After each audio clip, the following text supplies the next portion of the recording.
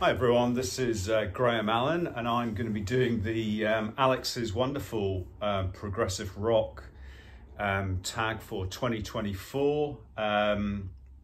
20 questions. Alex's channel, which I'll put a link to, is called Beer and Vinyl, and he's got 20 questions which I'm going to read off my iPad, so forgive me for looking down quite a lot.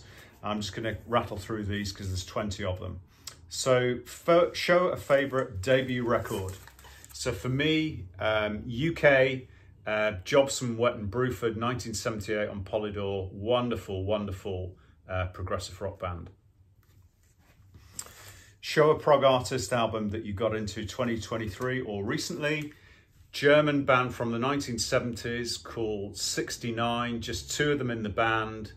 Keyboards, Hammond and Moog synth, and some piano, and very busy frenetic drumming.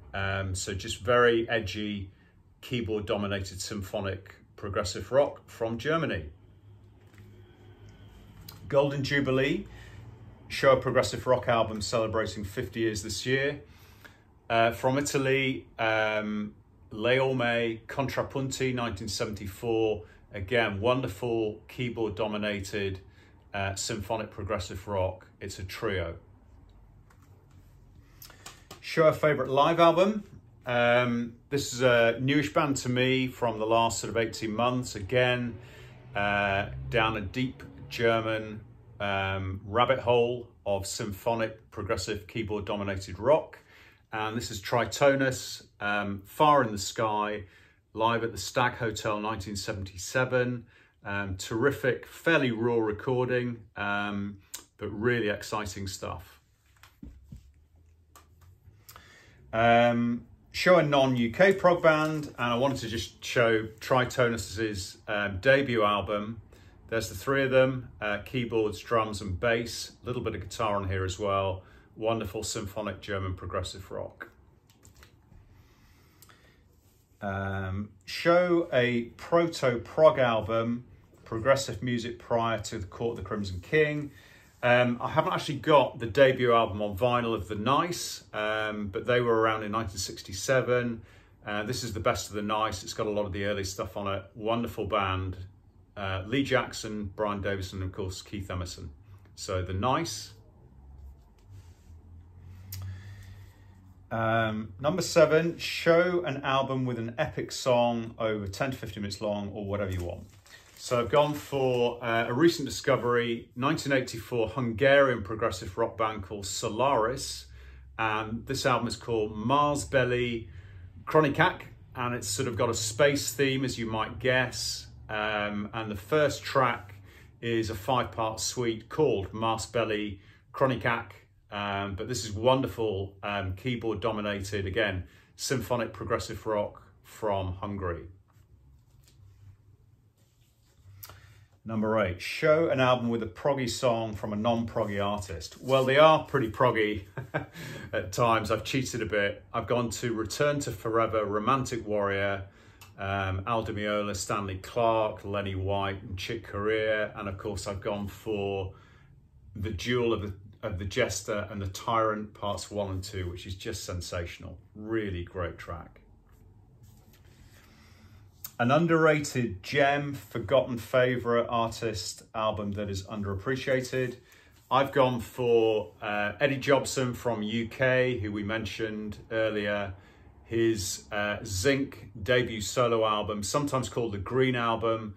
This is very, very good 80s, early 80s progressive rock with Eddie Jobson on keyboards. Number 10, halfway through, album featuring your favourite prog vocalist. Well, that's Greg Lake, and I've gone for his not often shown second solo album, Maneuvers, which features Gary Moore on guitar. Not his best work, but interesting, different direction from ELP. Kind of harder rock, bit of AOR in there as well. Greg Lake. Is it prog? Show an album you describe as art rock. I've gone for the wonderful debut album by Mick Karn from Japan, the unique bass player, fretless bass player. This is a great album, but it's definitely art rock rather than prog. Wonderful bass-led album, titles Mick Calm. Show a solo album of an artist from a prog band. I've gone for Patrick Moraz, and this is a fairly obscure release called Future Memories.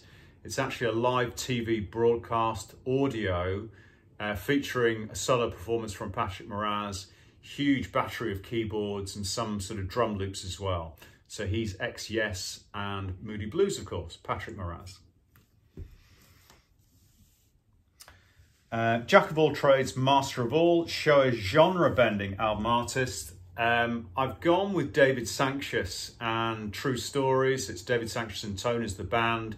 This is a kind of prog jazz fusion album.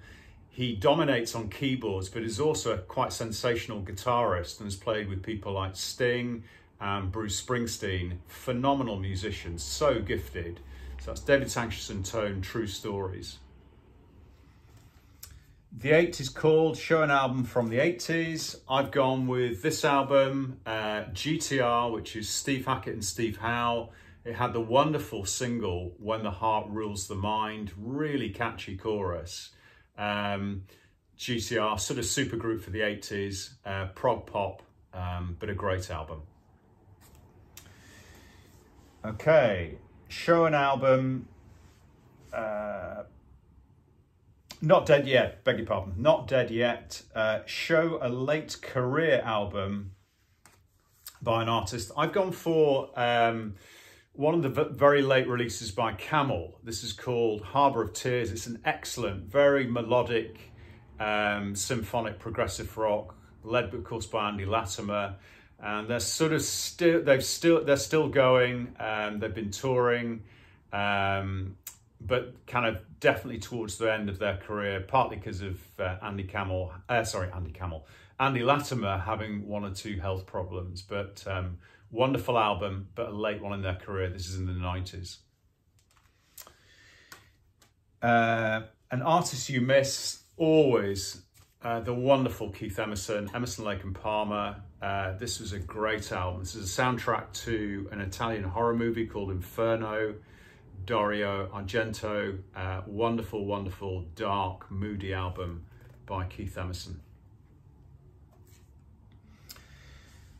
Prog Goes Pop, show a progressive pop album. Well, this band, After the Fire, did a wonderful album in the 70s, which was full-on symphonic progressive rock, keyboard dominated by Peter Memory Banks. And they had a complete overhaul in the 80s, late 70s, went kind of new wave pop, but it's definitely got prog elements because Pete Banks always throws in some wonderful Moog solos in their catalogue. So After the Fire, ATF, it actually had a sort of an instrumental that did really well in Germany, and they used to use it as sort of music to open things like Commonwealth Games, things like that. Show a prog album cover that you love. I've gone for L'Uomo di Pezza. I just think that's a great, great cover. It's a shame about the a bit of damage there at the top. It's the reason I got the album. Quite good condition, but wonderful, wonderful sleeve there, L'Uomo.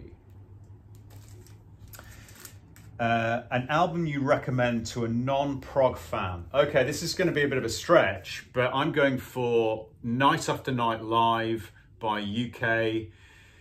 And the reason is, this has everything, this album. So wonderful bass playing and sensational singing by John Wetton. Eddie Jobson's keyboards, really virtuosic, if we mentioned. This album has the incredible Terry Bozzio from Frank Zappa on drums. So you'd think, well, you know, why are you kind of recommending that to somebody who maybe is first listening to progressive rock? It could be quite tough going.